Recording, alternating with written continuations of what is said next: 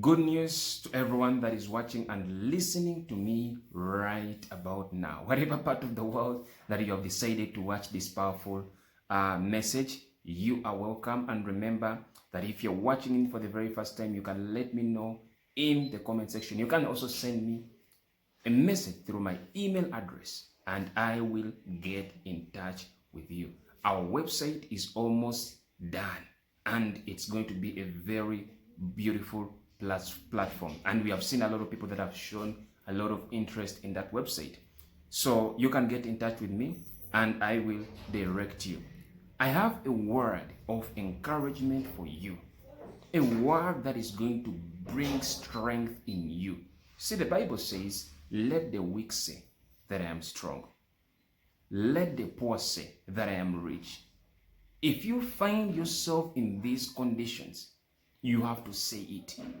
Don't wait for someone to say it on your behalf, because people are so wicked.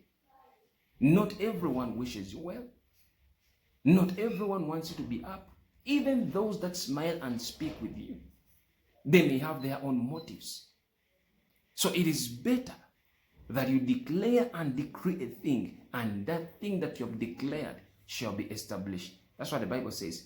You shall declare and decree a thing, and it shall be established. Until now, some of you have not even learned how to declare and decree things so that they can be established in your lives.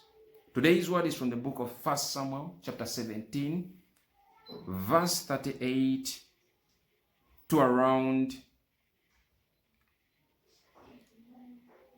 44 to 45. The Bible says that then Saul dressed David in his garments and put a bronze helmet on his head and put a coat of mail armor on him.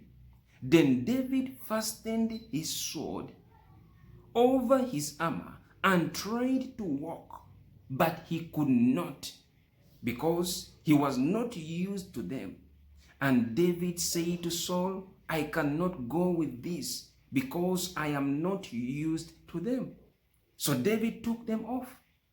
Then he took his shepherd's staff in his hand and chose for himself 5 smooth stones out of the stream bed, and put them in his shepherd's bag with which he heard that this is in his shepherd's pouch. With his sling in his hand, he approached the Philistine. The Philistine came and approached David with his shield bearer in front of him. When the Philistine looked around and saw David, he derided and disparaged him, because he was just a young man with a ruddy complexion and a handsome appearance. The Philistine said to David, am I a dog that you come to me with a shepherd's staff? And the Philistine cast David by his gods. The Philistine also said to David, come to me, and I will give your flesh to the birds of the sky and the beasts of the field. Then David said to the Philistine, you come to me with a sword, a spear, and a javelin, but I come to you in the name of the Lord of hosts, the God of armies of Israel, to whom you have taunted. My God, what a beautiful story. The story of David is so interesting that if you read the life of David, you will find courage and confidence in God, because David was not actually really so strong in terms of physical appearance. He looked like a weakling. You could despise him. Even the king of Israel, King Saul, despised David because he looked like a young boy. He was actually a young boy. He did not just actually look like, he was actually a young boy. And there he was at the front of the battlefield, one-on-one duel with Goliath, a champion of Gath, an undefeated champion. So before that incident happened, the Bible says that Saul dressed David in his garments. Remember, it was supposed to be Saul, the king, to fight David, to fight Goliath. But Saul could not because he was afraid. So he put David in his place. He dressed him with the king's garments and put a bronze helmet on his head. David tried to walk, but he could not. They even gave him the king's sword, but it was too heavy for him. That shows that David physically was not strong. But when you go to the spiritual matter of it, David was strong spiritually, which then tells you that the spiritual influences the physical. Life is spiritual. Life is so spiritual. What am I trying to tell you? That use what God has given you. Don't try to be like anybody else.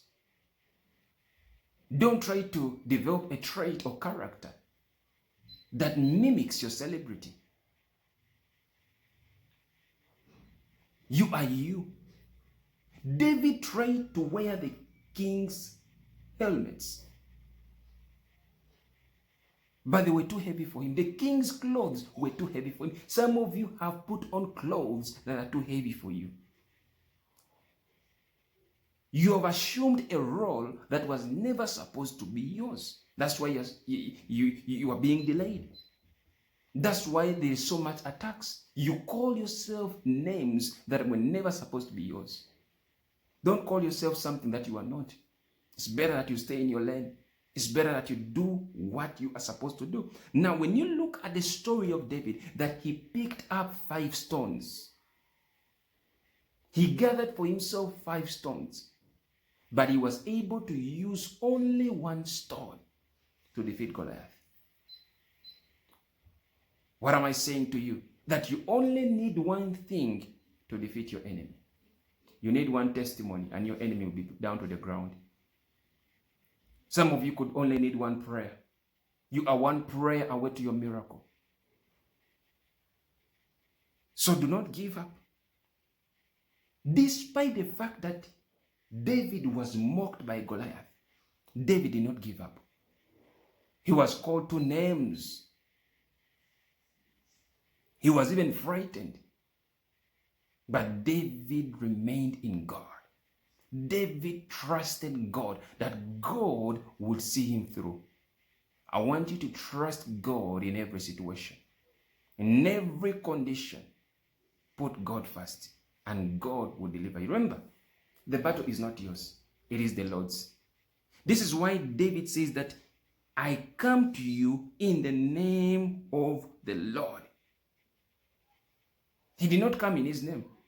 He came bearing the name of the Lord. Brothers and sisters, I hope this word has blessed you, and I hope this word has encouraged you. Until next time, shalom.